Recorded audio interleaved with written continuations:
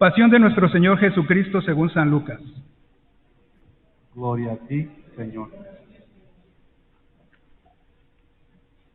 Llegada la hora de cenar, se sentó Jesús con sus discípulos y les dijo: Cuánto he deseado celebrar esta Pascua con ustedes antes de padecer, porque yo les aseguro que no la volveré a celebrar hasta que tenga cabal cumplimiento en el reino de Dios.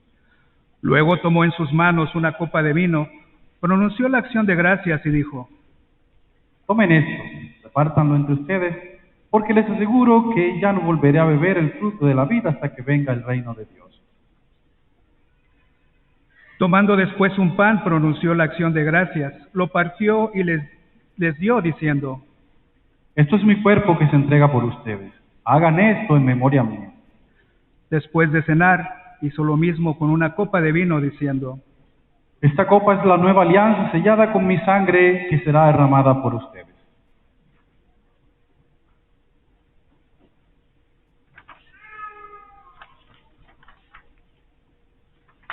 Pero miren, la mano del que va a entregar está conmigo en la mesa, porque el Hijo del Hombre va a morir según lo decretado. Pero ay de aquel hombre por quien será entregado. Ellos empezaron a preguntarse unos a otros quién de ellos podía ser el que lo iba a traicionar. Después, los discípulos se pusieron a discutir sobre cuál de ellos debería de ser considerado como el más importante. Jesús les dijo: Los reyes de los paganos los dominan, y los que ejercen la autoridad se hacen llamar bienhechores. Pero ustedes no hagan eso, sino todo lo contrario. Que el mayor entre ustedes actúe como si fuera el menor, y el que gobierna como si fuera un servidor. Porque ¿quién vale más, el que está a la mesa o el que sirve? ¿Verdad que el que está a la mesa? Pues yo estoy en medio de ustedes como el que sirve. Ustedes han perseverado conmigo en mis pruebas, y yo les voy a dar el reino, como mi Padre me lo dio a mí, para que coman y beban a mi mesa en el reino, y se siente cada uno en un trono para juzgar a las 12 tribus de Israel. Luego añadió: Simón, Simón, mira que Satanás ha pedido permiso para zarandearlos como trigo, pero yo he orado por ti para que tu fe no desfallezca, y tú, una vez convertido, confirma a tus hermanos. Él les contestó: Señor, estoy dispuesto a ir contigo incluso a la cárcel y a la muerte. Jesús replicó: Te digo, Pedro, que hoy, antes de que cante el gallo, habrás negado 3 veces porque me conoces. Después les dijo a todos ellos: Cuando los envié sin provisiones, sin dinero, sin sandalias, ¿acaso les faltó algo? Ellos contestaron: Nada. Él añadió: Ahora, en cambio, el que tenga dinero o provisiones, que los tome, y el que no tenga espada, que venda su manto y compre una. Les aseguro que conviene que se cumpla esto que está escrito de mí. Fue contado entre los malhechores, porque se acerca el cumplimiento de todo lo que se refiere a mí. Ellos le dijeron: Señor, aquí hay 2 espadas. Él les contestó: Basta ya. Salió Jesús como de costumbre al monte de los Olivos. Lo acompañaron los discípulos. Al llegar a ese sitio les dijo: Oren para no caer en la tentación. Luego se alejó de ellos a la distancia de un tiro de piedra y se puso a orar de rodillas, diciendo: Padre, si quieres aparta de mí esta amarga prueba, pero no se haga mi voluntad sino la tuya. Se le apareció entonces un ángel para fortalecerlo. Él, en su angustia mortal, oraba con mayor insistencia y comenzó a sudar gruesas gotas de sangre que caían hasta el suelo. Por fin terminó su oración. Se levantó, fue hacia sus discípulos y los encontró dormidos por la pena. Entonces les dijo: Porque están dormidos, levántense y oren para no caer en la tentación. Todavía estaba hablando cuando llegó una turba encabezada por Judas, uno de los 12, quien se acercó a Jesús para besarlo. Jesús le dijo: Judas, ¿con un beso entregas al Hijo del Hombre? Al darse cuenta de lo que iba a suceder, los que estaban con él dijeron: Señor, ¿los atacamos con la espada? Y uno de ellos hirió a un criado del sumo sacerdote y le cortó la oreja derecha. Jesús intervino diciendo, Basta ya. le tocó la oreja y lo curó. Después Jesús dijo a los sumos sacerdotes, a los encargados del templo y a los ancianos que habían venido a arrestarlo, Han venido a prenderme con espadas y palos como si fuera un bandido. Todos los días he estado con ustedes en el templo y no me echaron mano. Pero esta es su hora y la del poder de las tinieblas. ellos lo arrestaron, se lo llevaron y lo hicieron entrar a la casa del sumo sacerdote. Pedro lo seguía desde lejos.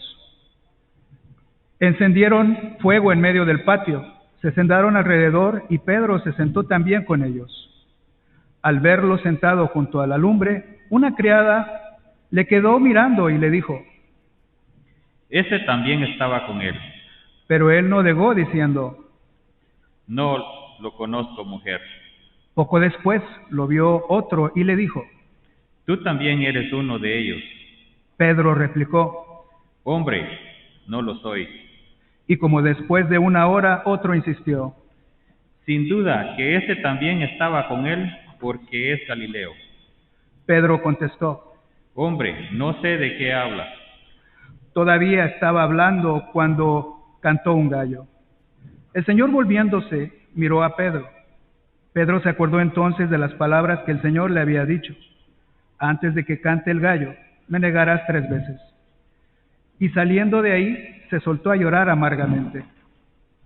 Los hombres que sujetaban a Jesús se burlaban de él, le daban golpes, le tapaban la cara y le preguntaban, Adivina quién te ha pegado. y proferían contra él muchos insultos. Al amanecer se reunió el consejo de los ancianos con los sumos sacerdotes y los escribas.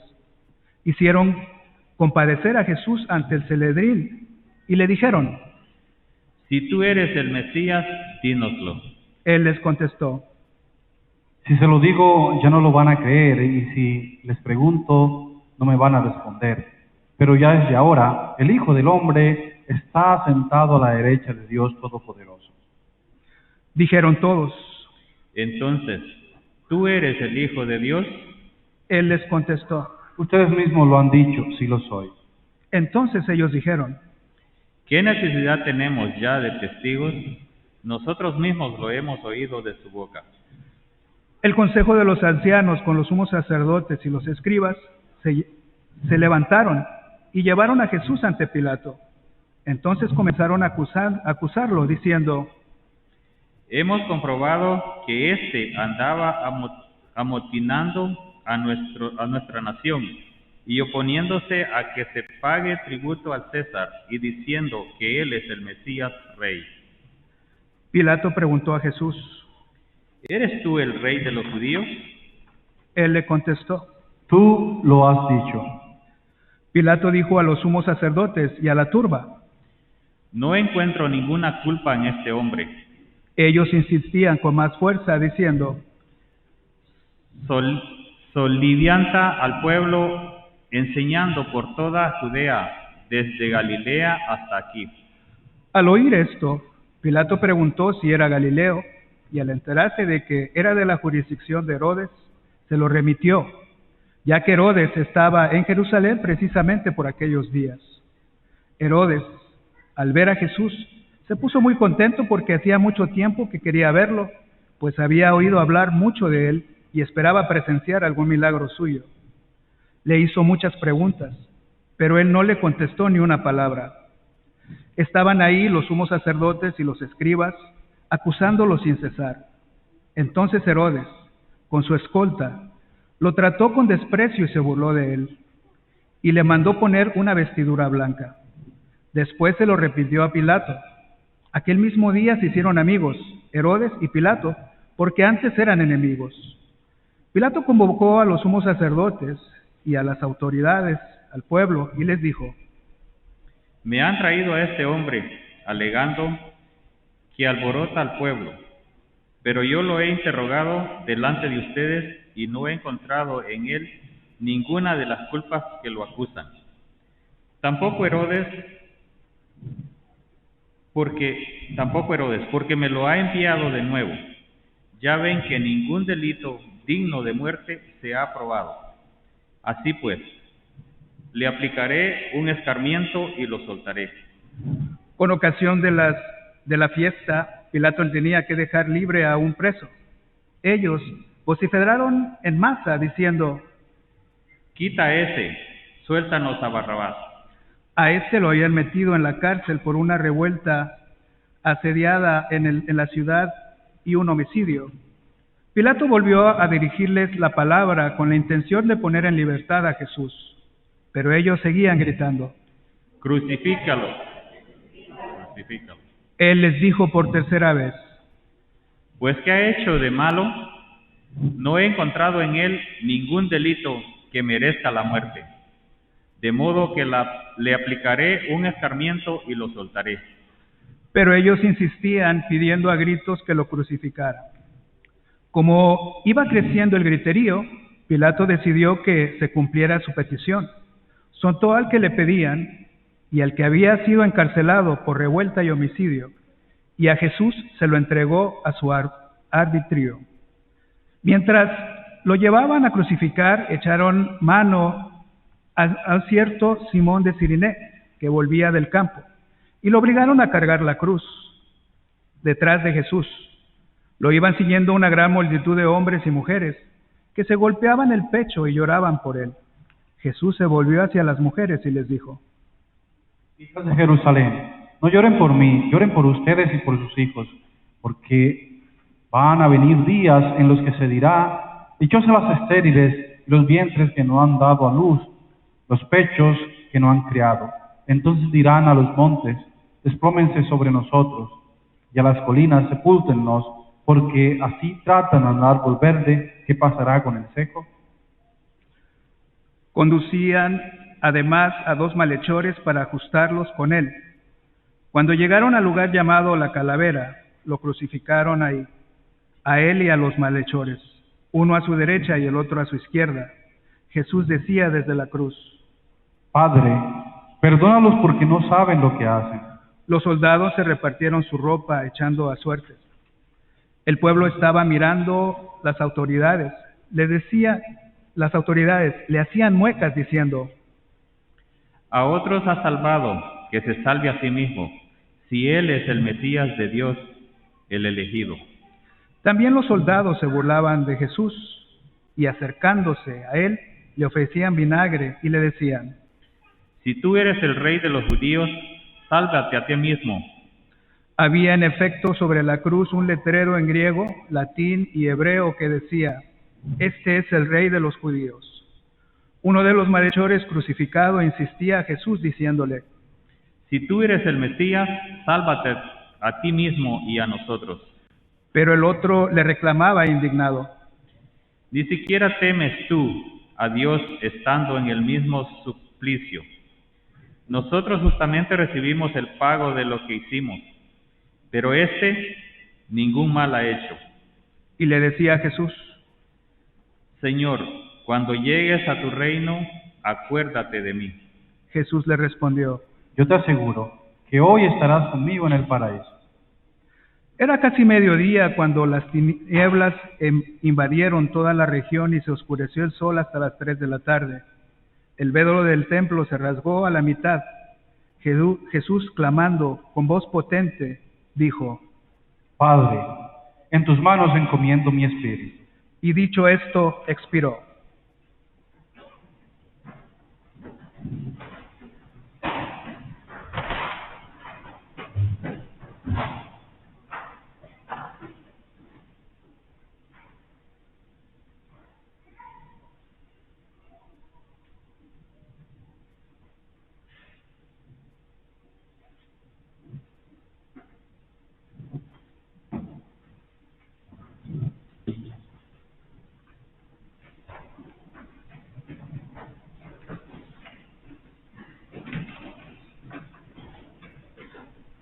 El oficial romano, al ver lo que pasaba, dio gloria a Dios diciendo: Verdaderamente este hombre era justo. Toda la muchedumbre que había acudido a este espectáculo, mirando lo que ocurría, Se volvió a su casa dándose golpes de pecho.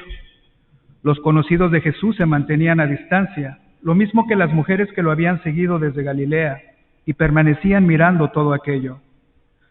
Un hombre llamado José, consejero del Sanedrín, hombre bueno y justo, que no había estado de acuerdo con la decisión de los judíos ni con sus actos, que era natural de Arimatea, ciudad de Judea, y que aguardaba el reino de Dios, se presentó ante Pilato para pedirle el cuerpo de Jesús. Lo bajó de la cruz, lo envolvió en una sábana y lo colocó en un sepulcro excavado en la roca, donde no habían puesto a nadie todavía. Era el día de la Pascua y ya iba a empezar el sábado. Las mujeres que habían seguido a Jesús desde Galilea acompañaron a José para ver el sepulcro y cómo colocaban el cuerpo. Al regresar a su casa, prepararon perfumes y ungüentos, y el sábado guardaron reposo conforme al mandamiento. Palabra del Señor. Gloria a Dios. Sí, Señor Jesús. Nos sentamos un momentito. Usualmente, cuando leemos la lectura de la Pasión, dice el misal, Padre sacerdote hará una homilía corta. Solamente, querida familia, recordamos en este momento como el momento de oscuridad, en plenitud, como el momento más terrible que el ser humano puede experimentar, ¿verdad? Aparece el mensaje de Jesús, es porque realmente allí está Dios y allí está aconteciendo en la vida en ese momento de oscuridad. Nos recuerda a nosotros en nuestro caminar, nuestro momento de oscuridad. O sea, toda la brutalidad del ser humano en su expresión, en su máxima expresión, la podemos mirar allí en la crucifixión de Jesús. Pero es allí, en esa máxima expresión de brutalidad del ser humano, donde está la máxima expresión del amor de Dios por nosotros. O sea, imagínense esos dos, la maldad versus el amor de Dios. Y cómo de allí, desde esa expresión del amor de Dios, la vida es la que surge. Allí tiene sentido el sufrimiento humano. Jesús no fue que dijo que yo quiero que me crucifiquen. Nosotros no hacemos esa lectura. Jesús no se ofreció ya para que los crucificaran. Jesús lo que fue fiel al proyecto de Dios. Como fidelidad al proyecto de Dios, surge esa crucifixión de la maldad del ser humano. Y entonces eso, nosotros en esa fidelidad al proyecto de Dios, el sufrimiento aparece en nuestra vida. Y lo asumimos. Y por eso el sufrimiento de la gente que tiene fe, que lo lea a raíz del sufrimiento del Señor, puede en muchos casos caminar con ese sufrimiento, darle sentido a ese sufrimiento, a la luz de ese sufrimiento que el Señor pudo experimentar. Entonces realmente es una luz de esperanza para nosotros en el sentido del sufrimiento y la forma en cómo nosotros podemos experimentar el sufrimiento y entender el sufrimiento de tanta gente. Algunos miraron allí fue el abandono de Dios. Como mucha gente mira el abandono de Dios en su momento de oscuridad, en su momento de tristeza, en su momento de pérdida, en su momento de desgracia, mira el abandono de Dios. Otra gente, la gente de las primeras comunidades cristianas miraron allí, realmente fue el actuar de Dios en su plenitud. Desde allí tiene el sentido del sufrimiento humano. Dios acompañando el sufrimiento humano. Y desde allí, de ese sufrimiento humano, hay esperanza y hay plenitud. Eso que nosotros vemos, eso que nosotros escuchamos, eso que nosotros leímos, eso que nosotros experimentamos, lo leemos a la luz de esa fe. Nuestra fe, todo lo que nosotros creemos, dice el apóstol San Pablo, tiene sentido desde la resurrección. Y esa resurrección, que no se hubiera dado si no hay ese momento de crucifixión. Hay el momento de crucifixión y luego viene la resurrección. Entonces, querida familia, en estos tiempos, estamos ahorita en esta situación terrible de que están viviendo ahorita su calvario, esta gente de Ucrania. ¿Cómo nosotros leemos esa situación a la luz de la crucifixión del Señor? No fue que ellos se ofrecieron para que los asesinaran o los mataran.